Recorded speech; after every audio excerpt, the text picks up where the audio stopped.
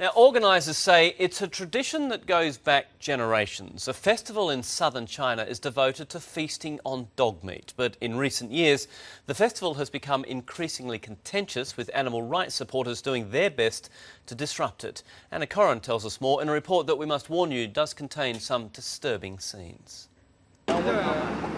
Early morning on the outskirts of Yulin in southern China, a deal is underway.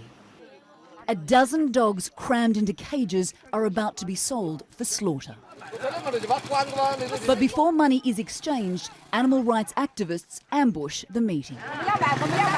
We want to buy them, don't kill them, pleads protest organiser Du Yufeng. Go ahead, run me over.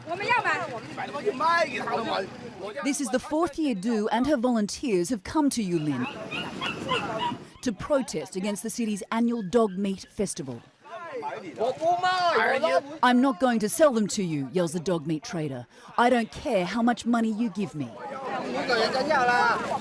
Another motorcycle arrives, this one carrying puppies. An average dog sells for approximately $60. A butcher will then double that when he sells the meat at the market. But as the activists negotiate to buy the dogs and some kittens stuffed into a bag, the trader suddenly triples his price. This dog criminal is too greedy, we can't afford it. We have to walk away. For the volunteers, it's another crushing defeat as more people arrive to sell their dogs.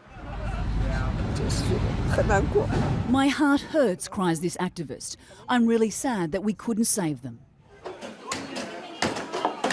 China is one of several countries where dog meat is considered part of the culture and the daily diet. This is our tradition and something that's been passed on for generations, explains this woman. As she chops up the carcass, her own dog cowers in the corner.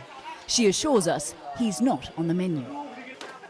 In recent years, the festival has brought unwanted attention. The Chinese government has even distanced itself, saying it's no longer involved, banning signage advertising dog meat. But despite the negative publicity, locals remain defiant. Don't you eat beef? Asks this man. If you stop eating beef, we'll stop eating dog. We eat it every day, all year round. It tastes good, says this diner. That's something these animal welfare activists are refusing to accept.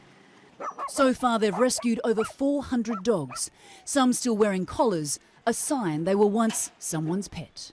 Considering the hundreds of thousands of dogs that are slaughtered across China each year, rescuing just these handfuls seems like an ineffective and piecemeal approach. But the activists hope that through education, awareness and shaming those involved, they will eventually be able to bring an end to this cruel and inhumane tradition. Shifting a cultural mindset will be an uphill battle, but they believe that's a fight worth having for man's best friend.